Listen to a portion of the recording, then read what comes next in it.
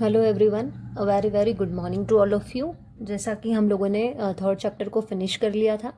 अब जो हम स्टार्ट करेंगे वो चैप्टर नंबर 5 स्टार्ट करेंगे। चैप्टर नंबर 4 अभी हम नहीं करेंगे, चैप्टर नंबर 4 हम लास्ट में करेंगे, क्योंकि वो प्रैक्टिकल ज्योमेट्री है और प्रैक्टिकल चीज़ें और ज्योमेट्री वाली जो चीज़ें हैं वो हम लास्ट के लिए रखेंगे। जब हम स्कूल आएंगे या नहीं भी आते हैं स्कूल तो भी बाद के लिए उसको हम कंटिन्यू करेंगे। तो अभी थर्ड चैप्टर के बाद में हम लोग फिफ्थ चैप्टर कर रहे हैं, जो कि है डाटा हैंडलिंग।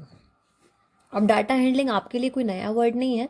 डाटा हैंडलिंग आप लोग अपनी पिछली क्लास में भी पढ़ चुके हैं, ठीक है, और बहुत अच्छे से पढ़ चुके हैं। और मुझे पता है कि बच्चों का ये एक फेवरेट चैप्टर होता है, जो कि उनको बहुत इजी लगता है और जिसमें करना कुछ नहीं होता है, बहुत सिंपल से कामकाज है, लेकिन मार्क्स हम उसके अंदर अच्छे अर्न कर सकते हैं हमारी एग्ज़ाम के अंदर, ठीक है। तो बहुत ईजी सा चैप्टर है।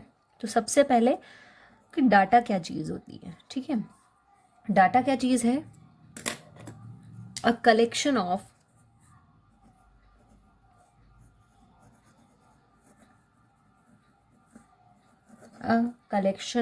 Of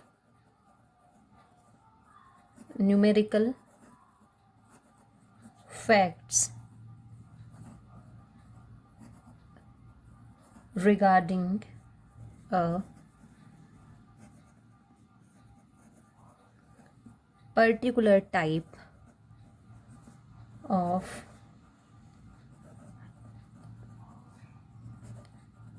information is called data. Clear? तो डाटा वो चीज़ है, जैसे कि कोई भी, अगर आपको यहाँ पे फॉर एग्जांपल अगर आप लोगों के पास, मैंने कोई टेस्ट लिया, हमने टेस्ट के मार्क्स हैं हमारे पास में, ठीक है, कि एक बच्चे के आए 3, किसी के आए 4, किसी के आए 5, किसी के 6 आए, किसी के 8 आए, किसी के 9 आए। तो ये जो टेस्ट के मार्क्स आए हैं आप लोगों के, ये आपका क्या है, एक तरीके का एक डेटा हो गया। अब डेटा किसी भी चीज़ का हो सकता है, डेटा किसी न्यूमेरिकल फैक्ट का हो सकता है, किसी भी इंफॉर्मेशन का हो सकता है, किसी क्लास का हो सकता है, किसी सर्वे का हो सकता है। आप लोगों ने इससे रिलेटेड सम ऑलरेडी पिछली क्लासेस में सॉल्व किए हैं, तो आप सब लोगों को पता है कि किस टाइप के क्वेश्चन आते हैं। अलग अलग टाइप की टेबल बनी हुई आती हैं, अलग अलग टाइप के डेटा होते हैं, कभी एजुकेशन से रिलेटेड, कभी किस चीज़ से रिलेटेड। तो जो इन्फॉर्मेशन होती है हमारे पास में, उसको जब हम किसी फॉर्म में कलेक्ट करते हैं तो वो क्या होता है, डेटा होता है। तो ये तो हो गया डेटा का मतलब। अब है हैंडलिंग। हैंडलिंग क्या, कि इस डाटा को, जैसे ये डाटा है, इसको किसी भी टेबल के फॉर्म में अरेंज करना, ठीक है, उसको किसी भी एक ऑर्गेनाइज्ड फॉर्म में, जैसे कि मान लो उसको ग्राफ्स में हो गया, या किसी बार ग्राफ हो गए, पिक्टोग्राफ हो गए, किसी भी ग्राफ में या किसी भी टेबल में, उसको एक ऑर्गेनाइज्ड, उसको एक सिस्टमेटिक वे में, मतलब उसको किसी सिस्टमेटिक वे में ऑर्गेनाइज जिस जो हम करते हैं, वो होता है हमारा क्या, डाटा हैंडलिंग। अब जैसे कि मान लीजिए, है ना, यहाँ पे मैं अगर मैं और बढ़ा दूँ, अब जैसे ये है डेटा, अब अगर इसको टेब्यूलर फॉर्म में अरेंज करना हो हमको, कौन से फॉर्म में, टेब्यूलर फॉर्म में। अगर इसको टेब्यूलर फॉर्म में हम लोगों को अरेंज करना है तो हम क्या करते हैं, पहले कॉलम बनाते हैं नंबर्स, फिर हम बनाते हैं क्या, टेली मार्क्स। ये मैं आपको इंट्रोडक्शन बता रही हूँ आज, ठीक है। टेली मार्क्स हो गए, नंबर हो गए, और थर्ड कॉलम हम क्या बनाते हैं, फ्रीक्वेंसी। अगर हमको सिंपली किसी टेबुलर फॉर्म में इस डाटा को अरेंज करने का बोला है तो इस तरीके से हम क्या करते हैं, अरेंज करते हैं चीज़ों को। सबसे पहले नंबर है, तो नंबर में सबसे पहला नंबर हमारे पास में यहाँ पे 3 है, तो 3 को ले लिया। 3 के बाद में 4 है, 4 के बाद में 5 भी है, 6 भी है, 8 भी है और 9 भी है। ये थोड़ा नीचे चला गया, लेकिन मैं आपको एक एग्जाम्पल के लिए बता रही हूँ। अब देखिए, तो 3 है, तो 3 इस डेटा में कितने टाइम्स है, 1 2 टाइम्स है, तो फ्रीक्वेंसी 3 की कितनी हो गई, 2। और टेलीमार्क्स में उसको कैसे शो करते हैं, 2 सिंगल लाइन से, ठीक है। 4 है, 4 है यहाँ पे 1 टाइम है ओनली, तो फ्रीक्वेंसी उसकी 1 है, और टेलीमार्क्स में हम उसको ऐसे शो करेंगे। 5 है, 5 यहाँ पे एक ही बार है, तो फ्रीक्वेंसी उसकी एक ही होगी, और टेलीमार्क्स में भी 1 को ऐसे शो करते हैं। 6 है, 6 भी 1 टाइम है, तो इसकी फ्रीक्वेंसी भी 1, टेलीमार्क्स में भी 1। 8 भी 1 टाइम है, तो फ्रीक्वेंसी 1, टेलीमार्क्स में भी 1। 9 2 टाइम्स है, तो ये 2 हो गया और 2 हो गया। अब जैसे टेलीमार्क्स में मान लीजिए कि 6 आ गया, कि 6 को कैसे शो करेंगे, तो 1 2 3 4 5 को आप ऐसे डायगोनली शो करते हैं, और 6 को फिर आप ऐसे शो करेंगे। तो हमेशा ध्यान रखना कि कभी भी फ्रीक्वेंसी अगर 5 हो तो उसको इस तरीके से शो करना है, 1 2 3 4 5 एंड 6। आई होप मुझे पता है कि ये चीज़ें आपको मालूम होगी, लेकिन फिर भी मैं जिन बच्चों को नहीं पता है या जो बच्चे भूल गए हैं उनको मैंने ये चीज़ बता दी। तो अगर किसी भी डेटा को हमको उसके टेबुलर फॉर्म में अरेंज करना है तो वो हम इस तरीके से करते हैं। क्लियर है? अब हमारे पास में यहाँ पर क्या आते हैं, ग्राफ्स आते हैं। अब ग्राफ्स यहाँ पे आपके बहुत सारी टाइप के होते हैं, ठीक है। बार ग्राफ भी होता है, ठीक है, डबल बार ग्राफ भी होता है, और हमारे पास में हिस्टोग्राम भी होता है, हमारे पास में पाई चार्ट भी होता है। ऐसे बहुत सारे टाइप के हमारे पास में यहाँ पे ऐसी चीज़ें होती हैं जिनके थ्रू हम लोग उस डेटा को अरेंज कर सकते हैं, ठीक है। अब जैसे बार ग्राफ है, मान लीजिए कि इसी का मुझे बार ग्राफ बनाना है, तो बार ग्राफ आप सब लोग जानते हैं कि बार ग्राफ को कैसे बनाते हैं। से मैं आपको एक एग्जांपल से बुक के अंदर शो कर देती हूँ, जैसे कि ये है बार ग्राफ, ठीक है। अब आपको ये कोई डेटा दे रखा है, क्लासेस दे रखी हैं 1 2 3 4 5 6 7 8 9 10 और नंबर ऑफ फॉलोअर्स आपको यहाँ पे डेटा दे रखा है। तो सबसे पहले हमने क्या करा, उसकी एक टेबल बनाई। अब टेबल बनाई तो ठीक है, टेबल तो कोई प्रॉब्लम नहीं है, लेकिन अगर इसको इस डेटा को, है ना, इस डेटा को अगर हमको बार ग्राफ में शो करना है तो हम उसको कैसे करेंगे। तो आप सब लोगों को पता है, आप लोगों ने ऑलरेडी बनाया हुआ है।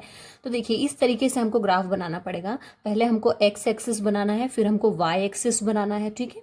इधर आपकी क्लासेस आ जाती हैं, जो दो चीज़ें दे रखी थी, एक तो क्लासेस दे रखी थी आपने देखा था टेबल के अंदर, और एक दे रखा था आपको नंबर ऑफ फॉलोअर्स। तो क्लासेस को हमने एक्स एक्सिस पे शो कर दिया, नंबर ऑफ फॉलोअर्स को हमने वाई एक्सिस पे शो कर दिया। क्लियर? तो जैसे आपने देखा था कि फर्स्ट क्लास का नंबर ऑफ फॉलोअर्स कितने थे, 20, ठीक है। तो 20 थे, तो 20 जहाँ पर भी इधर हमको क्लास लेना है 0 5 10 15 20 25 30 35 40 45 50 तक भी ले सकते हैं आप। वो आप अपने डेटा के अकॉर्डिंग ले सकते हैं कि जो मैक्सिमम आपकी वैल्यू होती है टेबल के अंदर, उस हिसाब से इस वैल्यू को आप ले सकते हैं। तो देखिए हमने 20 देखा था, तो यहाँ से हमने इन सब के बीच में 1 सेंटीमीटर का पहले आप ऐसे डॉट बनाते हैं। ग्राफ बनाना सबको आता होगा, 8th क्लास में आ गए आप, ये चैप्टर हम काफ़ी टाइम से पढ़ते हुए आ रहे हैं। तो ये 1 सेंटीमीटर का, और मैंने खुद आप लोगों को एक बार क्लास के अंदर ग्राफ बनाना सिखाया था, और आई होप कि मैडम ने भी आपको सिखाया ही होगा। तो 1 सेंटीमीटर का सबके अंदर डिफरेंस लेते हैं हम लोग, और जैसे 20 है तो 20 पे जाके हमने इसको शो कर दिया। तो इस तरीके से हमने सारी क्लासेस का डाटा जो है वो बार ग्राफ के अंदर शो कर दिया। तो ये जो तरीका है ये होता है बार ग्राफ, ठीक है। अब हमारे पास में हम एक और दूसरी चीज़ देखते हैं, वो देखते हैं कि मल्टीपल बार डायग्राम्स। मल्टीपल बार डायग्राम्स का मतलब होता है, जैसे डबल बार ग्राफ के बारे में अगर हमसे पूछ लिया, या 3 के बारे में हमसे पूछ लिया, तो उसको हम लोग कैसे शो करते हैं। तो इसमें जैसे आप लोग देख रहे होंगे कि ये दिख रहा है आपको, यहाँ पे 3 चीज़ें शो कर रखी। 2004 के लिए हमको 1000 भी कर रखा है, मतलब टोटल भी कर रखा है यहाँ पर, और बॉयज़ का नंबर भी दे रखा है और गर्ल्स का नंबर भी दे रखा है। तो इस तरीके से अगर 3 डेटा है हमारे पास, तो उनको हम लोग कैसे शो कर सकते हैं। वो आपको, जैसे ये आपको टेबल दे रखी है, नंबर ऑफ बॉयज़ दे रखे 2004 में 700 है, 2005 में 1000 है, 2006 में 1100 और 2007 में 1300। तो इसको इस तरीके से शो करना है। अब एक ही ग्राफ के अंदर अगर तीनों चीज़ें शो करनी है तो तीनों चीज़ें शो हो जाएगी 2004 की। क्लियर है इस डाटा का अकॉर्डिंग? अब यहाँ पर हम जो दूसरी चीज़ देखते हैं वो, ठीक है, दो ग्राफ के बारे में बता दिया मैंने आपको। अब अगर मैं आपसे बात करूँ पाई चार्ट की, जैसे जो पाई ग्राफ्स होते हैं, पाई चार्ट्स जो होते हैं, आपको पता है कि पाई ऐसे सर्कल टाइप में होता है। तो जो भी आपको ऐसे डेटा दिया जाएगा उसका आपको, मतलब आपको उसका सेंट्रल एंगल और सारी चीज़ें शो करना रहेंगी, जो कि मैं आप जब हम क्वेश्चन सॉल्व करेंगे तो मैं आपको बताऊंगी। अभी मैं सिर्फ आपको थोड़ा बहुत इंट्रोडक्शन बता रही हूँ। तो इस तरीके से क्वेश्चन के अंदर भी पाई ग्राफ बनाया हुआ आ सकता है और हमको उसको सॉल्व करना रहेगा, या फिर हमको ओनली क्वेश्चन दे देंगे और हमको उसका पाई चार्ट बनाना रहेगा। तो इस टाइप से हम पाई चार्ट वाले क्वेश्चन भी सॉल्व करेंगे, इसको भी उसी तरीके से करते हैं। और एक जो चीज़ हमने पढ़ी, हमारी लास्ट जो चीज़ रहेगी इस चैप्टर के अंदर, वो रहेगी क्या, प्रोबेबिलिटी। तो प्रोबेबिलिटी का मतलब यहाँ पर क्या होता है, मैं थोड़ा सा आपको बता देती हूँ, उसके बाद में हम लोग एक बार और जब हम ये टॉपिक करेंगे तो हम लोग प्रोबेबिलिटी को समझ लेंगे। लेकिन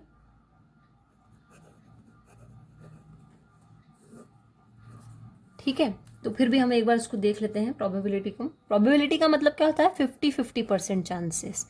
ये किसी भी चीज़ काम के होने के 50% चांसेस और उसी काम के ना होने के भी 50% चांसेस। मतलब कि अगर जैसे मैंने बोला कि आज बारिश होगी, तो मैंने एक अज्यूम किया है, मैंने मौसम को देख के अज्यूम किया कि आज बारिश होगी, लेकिन ऐसा बिल्कुल ज़रूरी नहीं है कि आज बारिश हो तो 50% चांसेस हमारे पास में है कि आज बारिश हो सकती है, और 50% चांसेस हमारे पास में ये है कि आज बारिश नहीं होगी। तो जो इस टाइप से 50% चांसेस होते हैं, किसी काम के होने के भी 50% चांसेस और किसी काम के ना होने के भी 50% चांसेस, जो हम अज्यूम करते हैं चीज़ों को, दैट इज कॉल्ड प्रोबेबिलिटी। ठीक है, अब इसमें भी बहुत सारी चीज़ें होती हैं, एक्सपेरिमेंट होता है, इवेंट्स होते हैं, आउटकम्स होते हैं, good chance, poor chance, even chance, sure chance.